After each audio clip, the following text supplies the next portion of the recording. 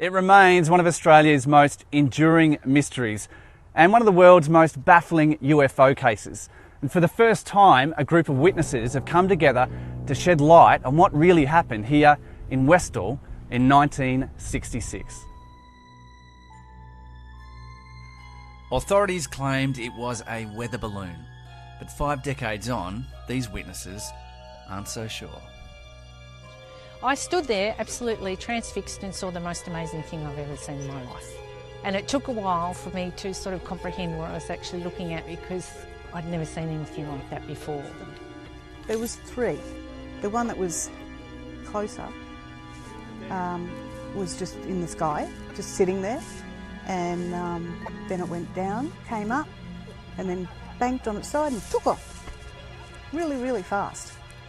It was moving away, so it had lifted off with the oval, okay, and it was moving away from us, and we just were gobsmacked, started chasing it, and my girlfriend and I sat on the fence, climbed up the fence and just sat there and cried. We thought it was the end of the world. When I came down into the paddock where the kids had seen this thing land, the paddock grass was about knee high, and as I walked through with pushing my bike with my uncle, I saw a group of about 20 people all huddled around looking at the ground, all looking at a circle, perfect circle.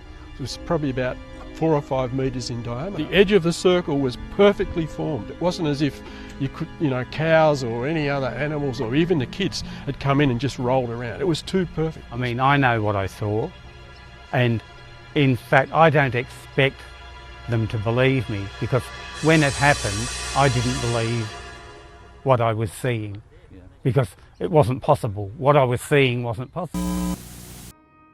I was precipitating various chemicals in order to make crystals, and I just happened to be looking out the window, thinking how to fudge my science report.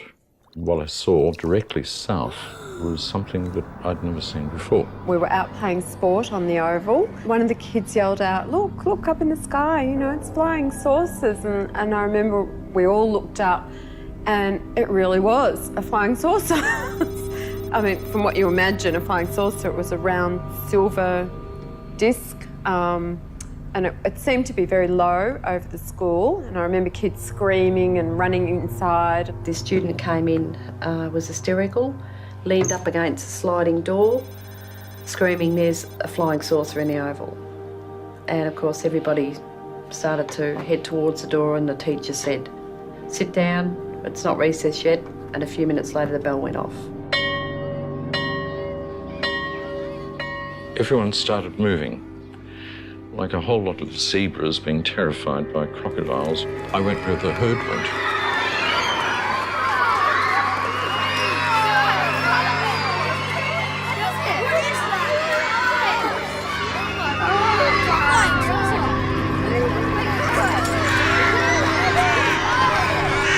Barbara Robbins was the chemistry teacher at the time. She just grabbed a camera and started clicking.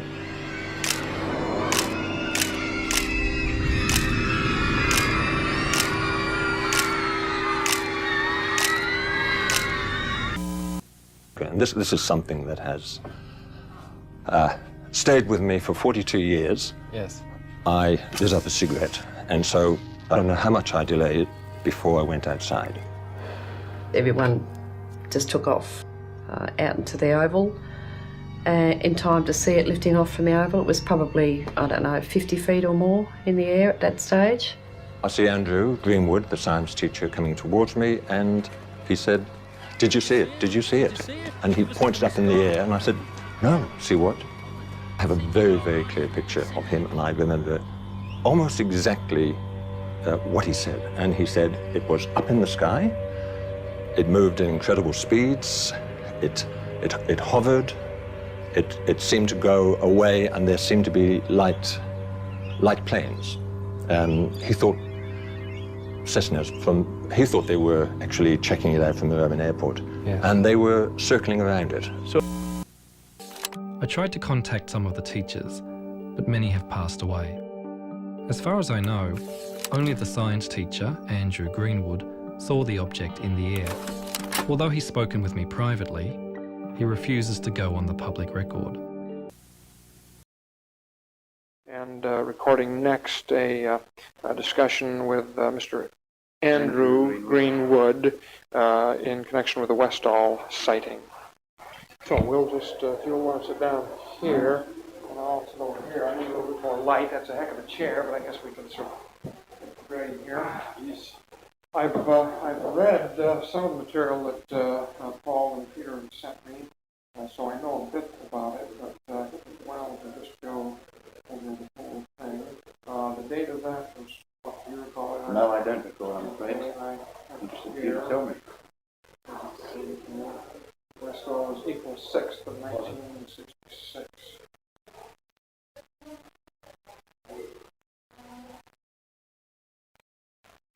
Okay. And where is Westall? Westall is situated between Springvale and Clayton. One of these places. It's just to the high school, a couple of shops and a house, and that's about it. And what's the name of this? Is it the Westall School? Westall, W-E-S-T-A-W-E. The Westall School, is it? High School, Westall High School. Okay. And how did the whole thing unfold then? What's the sequence? Right from the beginning. Yeah. Well, I remember back now. It's I think the first thing I heard of it was I was teaching, and the most unusual for another child to sort of run into the class without warning. That's what happened. One girl raced in and said, "Mr. Greenwood, quick, flying saucer outside, etc." And I got rid of her because I wasn't going to leave my class or anything. Oh, you were in the midst of class? I was in the midst of teaching the class, yes. Oh, she broke into the closed class. Oh, yes. That is rather unusual. It is unusual, yes. I wasn't the type that one would normally do that to either. You dismissed me, so and she left, and it was about recess, I suppose, 5-10 minutes later.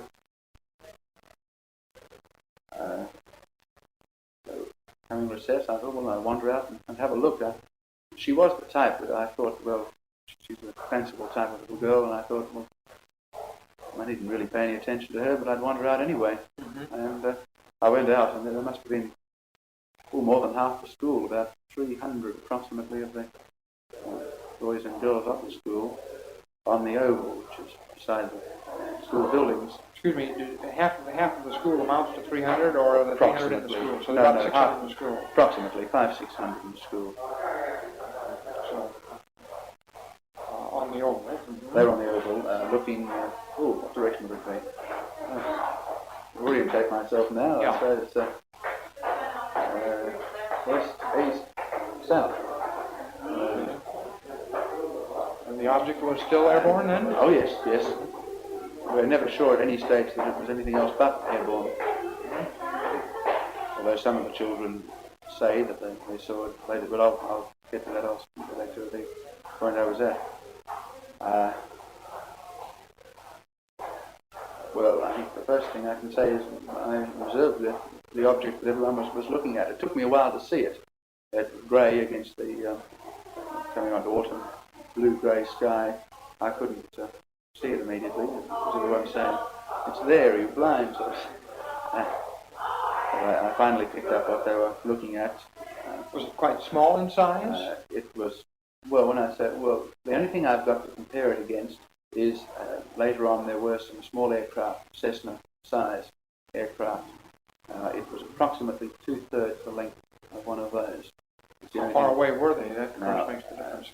Yes, of course it does. Now they were about.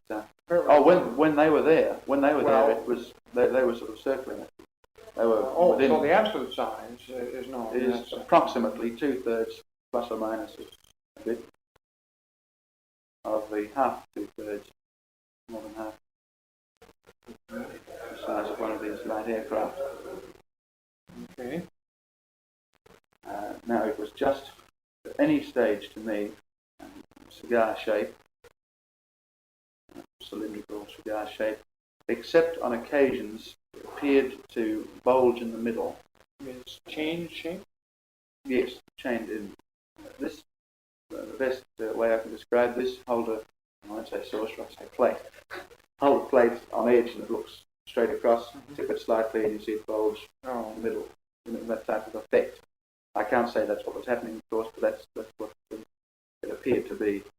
You didn't have a distinct impression of whether that was the cause.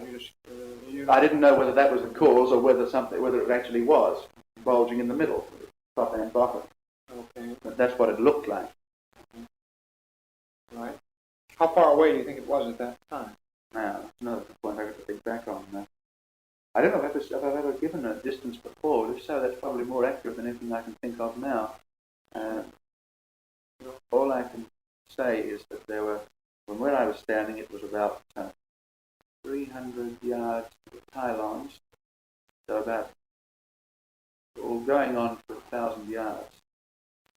At the furthest, I would say. At the furthest.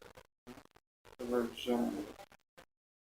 more than maybe half a mile. Half a mile, yeah. That would be when it was at its furthest distance from us. Okay. The closest it came would have been, I suppose, half that distance. Right. What's the next one? So you saw it there. Was it hovering, motionless when you saw it? Well, it did several things. It did hover at different times. It seemed to be able to accelerate and disappear out of sight, and then someone would see it over in another part of the sky, through an arc of, I suppose, 20 or 30 degrees away from us. In other words, it moved considerable distance very rapidly. And then it would move back again. As I mentioned, it came towards us. Not that we could see it actually coming towards us, but we could see that it was closer now than it was before. It did hover, as I mentioned. It could go up and down. When it could move slowly, but generally it seemed to hover or move really fast. We did see it moving across slowly on a few occasions. One of the big points that I got out of this was the fact that it was on its own when we first saw it. And the next thing we noticed was the presence of one of these light planes. I say Cessna type, I don't know what it was exactly. A light plane which approached it and then seemed to try and move around it. The object moved over to another part of the sky very rapidly. The plane followed it over, moved back again. It seemed to be playing a cat and mouse with the plane. Then more than one plane arrived. At the end, I think it was counted there were 5 planes there. Although, as you probably heard, Melbourne Airport denied the presence of any planes, or they absolutely denied there were any planes in the air. Is that the only possible airport, Melbourne Airport? I think that it could be. Melbourne is very close. It would be 4 or 5 miles away. And the next one, where any, particularly 5 aircraft, I mean, obviously one bloke might take off from his back paddock or something, but not 5. And I really think it's the only airport that could be considered. And you haven't a clue as to why they would deny? Particularly, it's rather silly they would deny it. Then that if you ever go out near Moorabbin, there is never one spot during the day. I drive past there several times a day, going back and forth between the 2 schools. I'm a different school now, I'm at Havenwood College. And there is never a time when there's not planes taking off and coming in. So I think it was rather a silly statement for them to make that at that particular time there were no planes in the sky. But, of course, it could be. Okay, it just stands in that status now, that there's no further clarification of those planes. No, they absolutely denied that there were no planes in the sky. We saw them all right, there were 300 of us. We did, one thing I forgot to mention, at one stage disappeared behind a tall row of pine trees. And it would appear that it went behind them reasonably close to these pine trees. Now, I'm just trying to think. I suppose they would be 600 yards, approximately, something like that. Approximately 600 yards from where we were. And we later went over, and another member of staff and myself walked over in that vicinity to have a look and see if we could see. Lots of the kids, of course, left the fence, which they were severely yelled at by the headmaster. But we went too. We tried to see what we could find. There were reports from several groups of the children later on. They'd seen one of these typical nests, but I didn't see one myself. It would be the perfect area to see one in, lots of long grass. But I didn't see one myself, although I looked around for quite a while. Did that, the aircraft came, we had the aircraft in there. What, did that process go on for many minutes? Well, I suppose if we count 10 minutes from when it was first seen, as I said, by this group of girls at a phys ed class who were on the oval. Now, of course, it could have been there before they noticed it. As I say, I didn't even notice it myself for a while. So it was, it's one of these things that once you see it, then you go on seeing it. You know what I mean? But they're hard to pick up. I think it was just the silvery colour against the sky. And then after you saw it, how long was it in sight? Now, 10 minutes there, and it disappeared. 25 minutes it was in sight for. Now, it went at the end of that 25 minutes, but it could have been there before that. All these figures, of course, are quite rough. I'm not sure exactly. Okay. And how did it disappear? Well, this is one thing we just don't know. It just vanished. All of a sudden, while you were all looking at it? No, it did one of these, sudden accelerations, and then nobody could pick it up again. It was gone. You did see it accelerate. It didn't disappear in midair. Oh, no, it didn't flick out. You could see it accelerate. And it went off so fast you didn't follow it? We couldn't follow it. That terminated. Were the aircraft still there? Yes, the aircraft was still there. I can't remember what happened to those. I know they were there then, but I just can't remember what happened to the aircraft. So we've got it was cigar shaped. What ratio of length to width and so on? Find this ratio. Was it pencil or finger shape more than anything else? About the ratio of the thickness of the finger to the length of it. It's the middle finger, something like that. So maybe 4 or 5 to 1. Something like that. Not 10 to 1. Something like that. And it was silvery grey, you say. Silvery hard to see grey. against the greyish cloud. That's right. Yes. No sound. No. Nobody heard the sound. Now, there were all sorts of reports of different things. One girl said that she'd seen the thing on the ground and it was,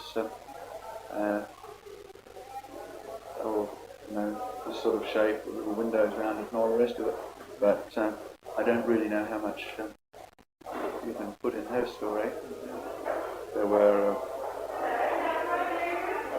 a report of some sound from it, come to think of it, but only from one girl who was supposedly close to it. I heard nothing, and there was no sound to hear when we were all standing in a large group watching it. But as I say, lots of them jumped the fence and went off after it. I only left the fence and went after it disappeared. You mean it went behind the grove of trees? It went behind this is before it disappeared. Yes, and that's when they got close to it, allegedly? Well, this is supposedly when they got close to it, yes. What time was this recess? We started, work it out, 4 40-minute periods, plus, when did we start? About 9 o'clock. Well, that's 900 and 440 is 160 minutes. Which is 3 hours. 3 hours, about 11. That's 12 plus 20. 12:20 is. Couldn't be. See. 160. That's 3 hours minus 20 minutes. 9 o'clock. It's 11:40. Oh, I'm going the wrong way. Yeah. 11:40. Recess time was 11:40. Does that sound right? Noon recess? No. It was morning tea. Mid-morning. Yes. Doesn't sound quite right. We started early or something that morning. I think it was about 11:15, but I'm not sure of that. Let's see if the count here. See, I have 5. Well, it was definitely recess, morning tea time, and there's 4 periods. No, of course, I'm sorry, I'm way off the pole here. There's only 2 periods before morning recess. There's 4 periods before lunch. No wonder I was out 80 minutes. It's an hour and 20 from 9 o'clock. Yes, makes it about 10. We started at after 9. About 10:15 recess started. That's right. 10:15. Yes. I wondered where I was out. It had to be somewhere. The accounts of it all over the place. I've only ever seen the one in the Dandelion Journal. Oh. No, only one I ever saw. Here's the account you gave in this. Morning recess, time. But you worked it back there, you think, to your satisfaction? Yes, that was. They split in half and then 2 periods before recess in the morning. And we started approximately 9 o'clock. It's a little bit earlier. So it'd be 10:15, say. And recess is a quarter of an hour. It'll be 10:15 to or 10:25. Disappeared about 5 minutes before the end of recess. Were there any persons off the school grounds who saw it? We never heard any reports of this. This is one thing that a few of us tried to see or find out about, but we never could find anything. How many teachers saw it altogether? The phys ed teacher says she saw something but won't say anything more.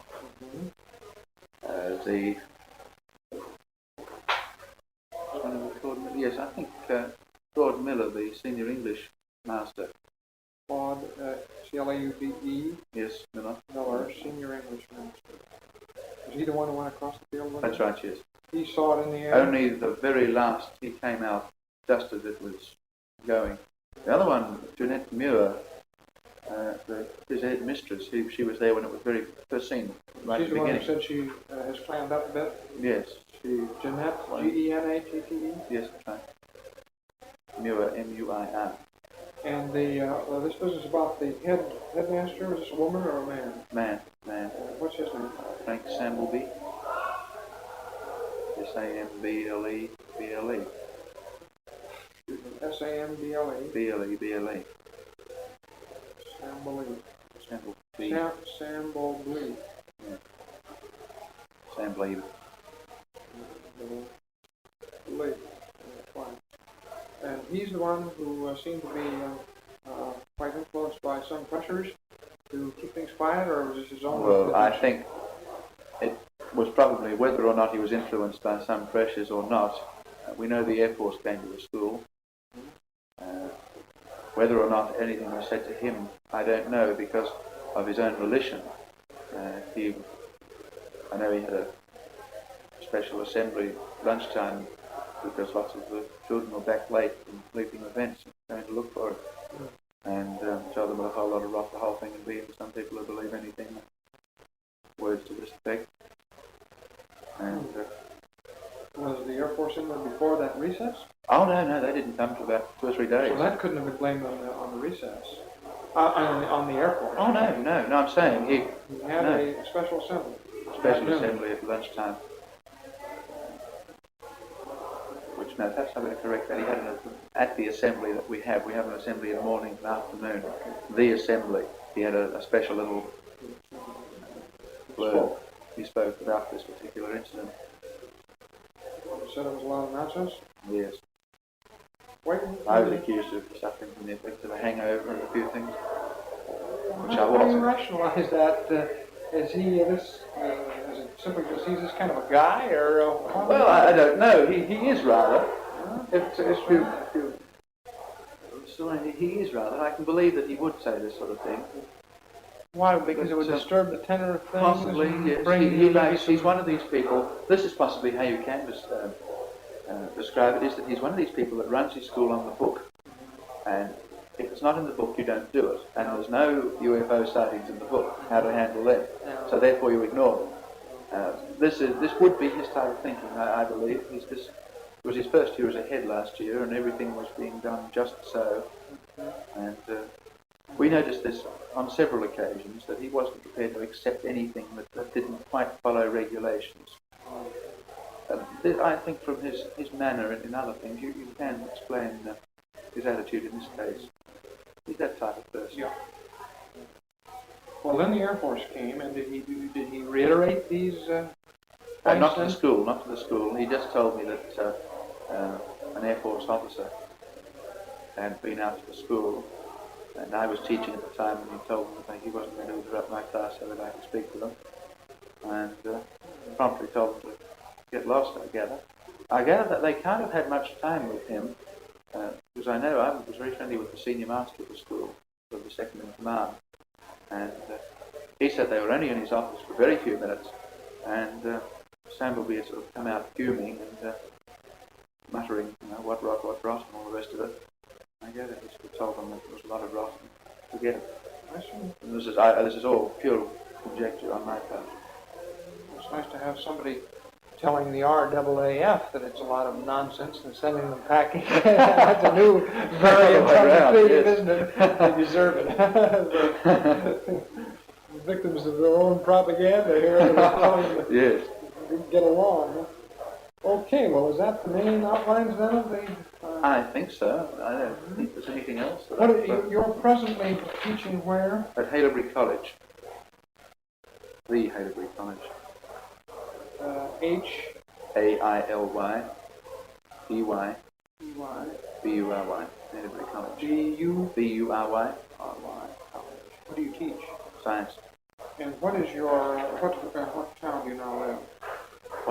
Where do you live now? Oh, 395 Waverley Road, Averley, Mount Waverley. Pardon? Just phone number. What is that? Oh, what is the code? I can't. 3149 or something, I think, is the postcode, yeah. I never remember it. The phone number is 2773011. 277? 3011. What was this 3149? Mailing code? Yes. Oh. Well, is that about, we get the high spots on this, do you think? Yes. It's a lot of witnesses. Yes. 303. Yes, Yeah. Because a lot of them were infused with the idea of little green Martians running around. Of course, they'd say anything. But there were a lot of the senior students there. What was the age span? Oh, well, it would be the whole school, which would be from 11-year-olds up to 14, 15-year-olds. 15, some 16-year-olds, I suppose. 16-year-olds. 3 members of staff. I think there were only 3. There may have been others, but if they were also going to just shut up and not say anything. Yeah. I know there were 3 at least. I think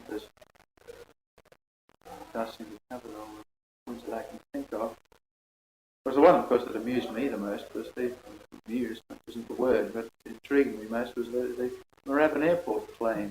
One only has to sit beside Moorabbin Airport, the road that leads beside it, and watch the planes coming in and out, and then listen to their plane that there were no planes in the air. Have you ever gone personally to talk to them?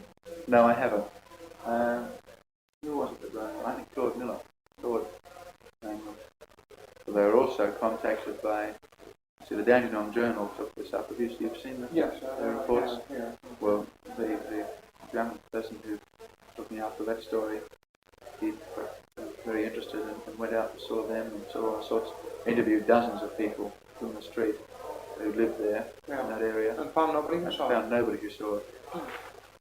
Strange. Well, we thought so too. Although I must emphasise that it was this, you can, I think, believe this, in that it probably only was by chance that the first person saw it, and then someone else pointed it out to them, and then we could all see it.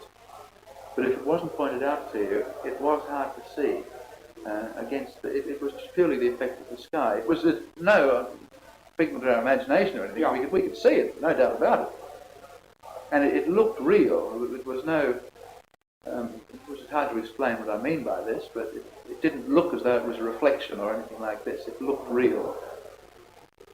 Yeah. One had no ways of deciding that something is real, it's just whether you get the impression that it's real or not.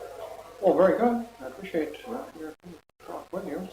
Well, I find it a fascinating topic, particularly in terms of the whole, you know, it would be fascinating anyway, but it's even more fascinating. Perhaps it's just my perverse nature, I think.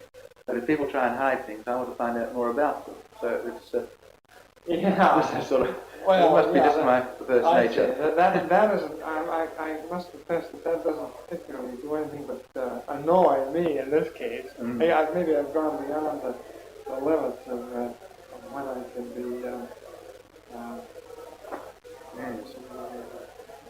intrigued by that. I've just seen too much.